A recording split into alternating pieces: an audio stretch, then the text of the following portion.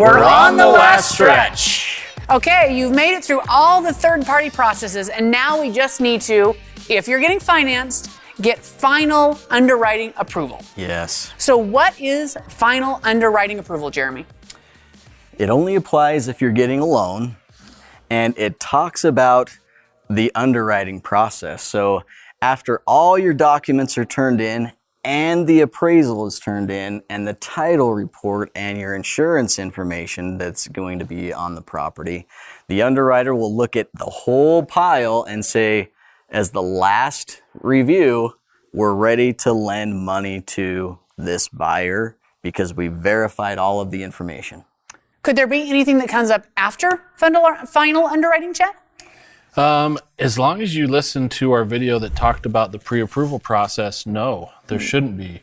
But if you bought a new truck and didn't tell anybody about it, or if, there's a divorce or a legal proceeding and you didn't mention that to anybody, if you got laid off and didn't tell anybody, if your credit score dropped, that's the stuff that could come up at the last minute. So as long as your lender's organized, sometimes the lender, if you aren't using a lender who has a good reputation, they might be able to put off a few things sometimes and bring up stuff at the last minute, but that's never fun. So there shouldn't be anything that comes up. If there's an additional question to one of the documents sent to the underwriter and they're like, well, I might need additional conditions on this one thing you just sent me. That's the worst when it comes up at the end. You want all that stuff done beforehand. Experience comes in, right? Yeah, but they are going to check your credit again. They're going to check your bank accounts. They're going to check your job again. Yeah. They're going to check your credit score and all that stuff. So I guess I probably don't fully understand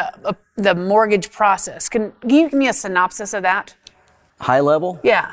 So in the beginning, you're going to choose a lender. And the first thing they're going to do is pull your credit. And once they pull your credit, they can give you a pre-qualification based on just verbal information from you. And that pre-qualification only is as good as that, the verbal information. They don't verify anything, but they do have your credit and a credit score, and they know your history.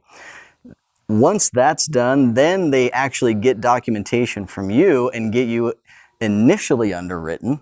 And the underwriter will review your income documentation, they'll review your application and give you a preliminary approval based on that limited information. Then from the approval process, they have these conditions. Now you're getting your appraisal, the title report, insurance, additional income documentation, explanation letters, and you get into that final underwriter approval. And once all of that is signed off, they'd say you are clear to close. And that clear to close is the best thing ever.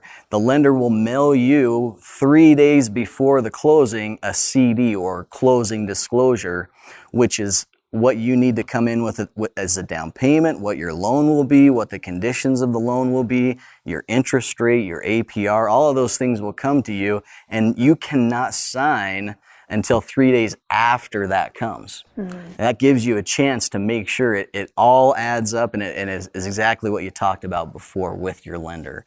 Then you go in and sign, then they fund the loan, and it's over. Oh. So how do I know that's all done? Well, the goal and what you're really waiting for at the end is you want to hear the words clear to close. Gotcha. When the lender says that, that's music to all of our ears because they said they've kind of finished it all. And so now they're ready to process the documents because they don't want to send the documents to the title company and then redo them all. That takes a lot of time and money and effort.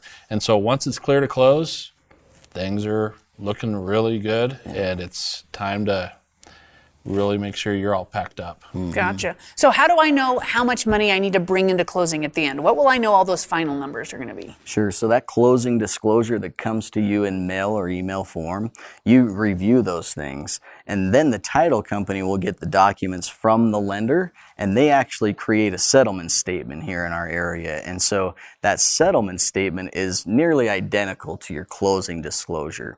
And why they do that here is they send it to us as your representative so we can review that and make sure that based on the contract, all of the numbers and figures are being credited and debited to the right party. So sometimes, something we negotiated that the seller paid, they'll sometimes put on the buyer's side. And so we want to review that and make sure before we go in and sign that it is correct. Gotcha. So how do I know the house is ready for us to complete the purchase? Okay, so basically in the contract, because the contract puts all this out there, and so we follow the process of the contract. The contract has a provision in there for you to do a final walkthrough, okay? And the final walkthrough is not a contingency, okay? It doesn't give you an out, but you do want to walk through it and just make sure that everything's still in the same condition as when you originally put an offer on it and did your inspection. You don't want to make sure things are missing, or maybe things look different now that the furniture's gone and there's something hole somewhere or something like that. Yeah. And so you want to do that walkthrough, make sure everything's fine. Again, usually everything is fine. Your transaction coordinator is going to call and schedule an appointment for you to do your closing. And all of this is kind of done in those last 3 days of you being able to close. And then also we want you to make sure you watch the video that's on about closing. Yeah. And so just watch that video. It'll kind of itemize a lot more of that information. So excellent. Well, so let's get to closing. Let's get to closing. Well, with good information, you can make good decisions.